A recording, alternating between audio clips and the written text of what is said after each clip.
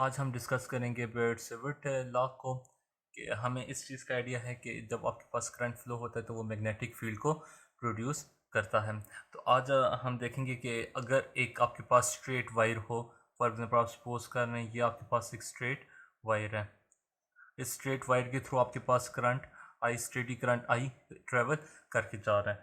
हम चाहते हैं कि इस स्ट्रेट वायर से at point some point P, या आपके पास पॉइंट पी है at a distance R from the wire, इस डिस्टेंस के ऊपर इस जो स्ट्रेट वायर है इसके थ्रू जो करंट स्टेडी करंट फ्लो हो रहा है ये इस बी पॉइंट पी के ऊपर कितनी मैग्नेटिक फील्ड एक्सर्ट करेगा।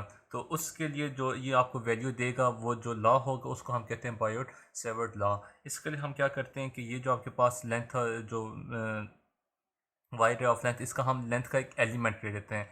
ये आपके पास एलिमेंट आ जाएगा, इस एलिमेंट को हम नाम दे देते हैं डी ऑफ एल का। अब इस लॉ को हम डिराइव कैसे करते हैं?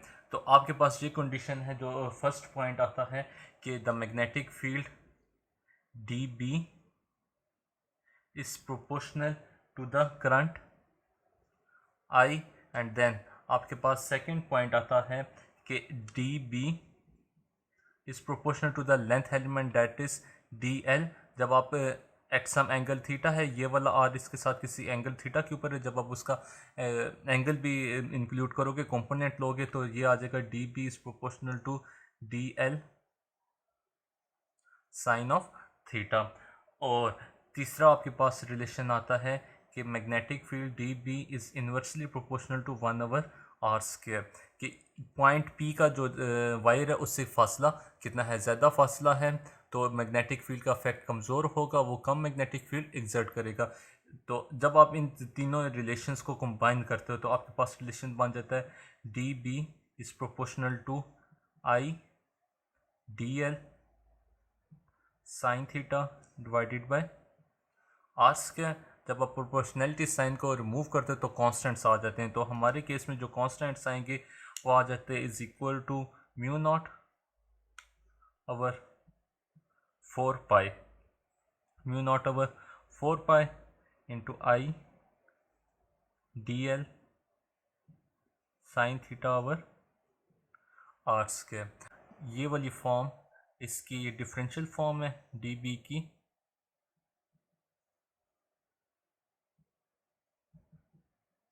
डिफरेंशियल फॉर्म है।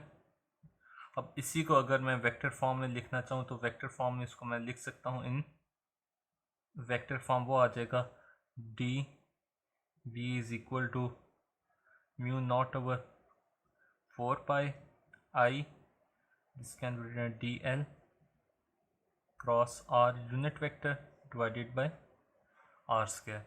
अब देखें D L cross R unit vector ये डी एल साइन थीटा के इक्वल है। कैसे? मैं इधर साइड पे सॉल्व करता हूँ।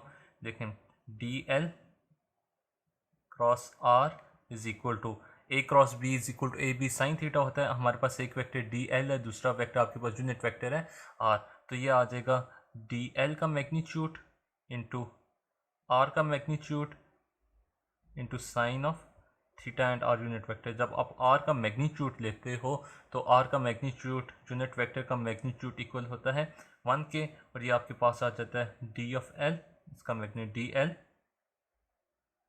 Sign of theta.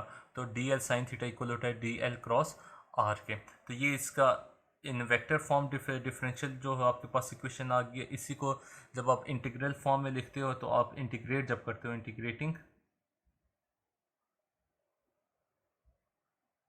जब आप इंटीग्रेट करते हो तो ये आपके पास D B is equal to mu naught over 4 pi I into D L cross R unit vector divided by R square. ये आपके पास फॉर्म आ गई डी बी की। जब आप सिंपल इंटीग्रेशन लोगे तो ये इक्वल टू बी आ जाएगा, तो इसको हम सिंपल लिख लेते हैं B is equal to mu naught 4 pi, mu naught divided by 4 pi I into D L cross R over R square. ये आपके पास है बायोट-सैवर्ट लॉ।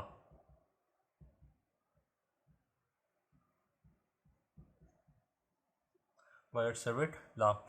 यहाँ से आप मैग्नेटिक फील्ड फाइंड आउट कर सकते हैं। अब यहाँ पे एक चीज़ आप देखें कि जो मैग्नेटिक फील्ड है इसकी डिपेंडेंस भी आर स्क्वायर पर 1/r स्क्वायर पर आ रही है। इसी तरह जो कूलम्स लॉ के तहत आप इलेक्ट्रिक फील्ड को फाइंड आउट करते हो, E इज़ इक्वल टू 1/, वो होती है E 1/4πε0 Q/r square. Magnetic field की भी डिपेंडेंस 1/r स्क्वायर पर है और इलेक्ट्रिक फील्ड जो कूलम्स लॉ के तहत आती है उसकी भी डिपेंडेंस आर स्क्वायर पर है। तो इसका मतलब है कि इलेक्ट्रिक फील्ड और मैग्नेटिक फील्ड इन दोनों की जो कॉमन डिपेंडेंस है वो 1/r स्क्वायर के ऊपर है। ये अपने माइंड में रखें कि दोनों फील्ड्स की जो कॉमन डिपेंडेंस है वो 1/r स्क्वायर के ऊपर है। क्योंकि मैग्नेटिक फील्ड भी जस्ट लाइक इलेक्ट्रिक फील्ड एक वेक्टर क्वांटिटी है, तो मैग्नेटिक फील्ड की भी जो बी, जिसको हम बी से रिप्रेजेंट करते हैं, उसकी डाइवर्जेंस भी होगी और साथ में कर्ल भी होगा।